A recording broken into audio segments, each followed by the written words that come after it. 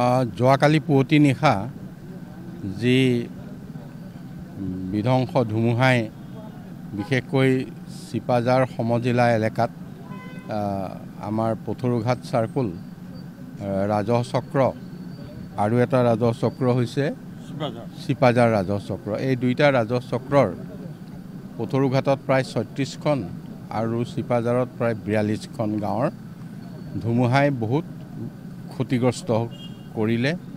আমি এই গাঁওসমূহৰ যিমানখিনি পাৰোঁ আজি দিনটোত প্ৰতিখন গাঁৱলৈ গৈছোঁ।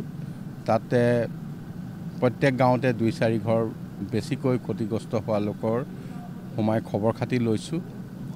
আমাৰ সন্মানীয় বিধায়ক পৰমা ৰাজবংশী ডাঙৰীয়া, প্ৰাক্তন বিধায়ক ডক্টৰ জয়নাথ শৰ্মা ডাঙৰীয়া, আমাৰ জিলা আয়ুক্ত, জিলাৰ সমজিলা আয়ুক্ত, চাৰ্কুল অফিচাৰ, পুলিচ অধীক্ষক সকলোখিনি উপস্থিত আছে। পঞ্চায়তৰ সভানেত্ৰী, তাৰপিছতে কাউন্সিলাৰ যিসকল আছে, পঞ্চায়ত প্ৰতিনিধিসকল উপস্থিত আছে।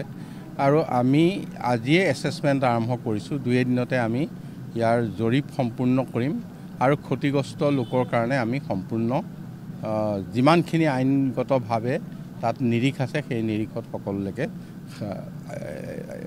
ঘৰ পুনৰ যাতে মেৰামতি কৰিব পাৰে তাৰ কাৰণে সাহায্য আগবঢ়াম। ক্ষতিপূৰণৰ কিন্তু যথেষ্ট পলমকৈ দিয়া দেখিবলৈ পোৱা গৈছে। বিগত দিনত আমি দেখিছোঁ যে ক্ষতিপূৰণ পলমকৈ দিয়া হয়। কিমান পলমকৈ দিয়ে? 2-3 বছৰ আগত তেওঁলোকে নাপায়, যাৰ কাৰণে তেওঁলোকৰ যথেষ্ট অসুবিধা হয়। এইবাৰ মই ইয়াতে আপোনালোকক ৰাজহুৱাভাৱে কৈছোঁ, এমাহৰ ভিতৰত দি আদায় কৰিম। আৰু বিদ্যুৎ বিভাগৰ যথেষ্ট ক্ষয়ক্ষতি। বিদ্যুৎ বিভাগৰ সকলো অফিচাৰক এতিয়া মই মাতিছোঁ, পৰ্যালোচনা কৰিম চিপাঝাৰত, আৰু পৰ্যালোচনা কৰি তেওঁলোকক তৎকালীনভাৱে আমি কাম কৰিবলৈ ক'ম। তাৰ কাৰণেও তেওঁলোকক যি টকা পইচাৰ প্ৰয়োজন হয় সেইখিনি যোগান ধৰিম। নাই, এইবাৰ মই চাৰ্কুল অফিচাৰৰ পৰা লিষ্ট ল'ম। চাৰ্কুল অফিচাৰৰ লিষ্টখন মই পঞ্চায়তৰ চব প্ৰতিনিধিক মাতি আনি চাই দিবলৈ ক'ম। শুদ্ধকৈ দিব লাগিব, বিধায়কে চহী কৰিব লাগিব। তাৰপিছত যদি তাত থাকি যায়, মই ৰাইজক ক'ম তোমালোকে পঞ্চায়ত আৰু বিধায়কক ধৰা। মই তেওঁলোকৰ সন্মতিমতে কাম লিষ্টত যিখিনি দিব সেইখিনিকহে মই দিম। অকল মই গাঁওবুঢ়া, মণ্ডল, চাৰ্কুল অফিচাৰৰ ওপৰত নিৰ্ভৰ নকৰোঁ।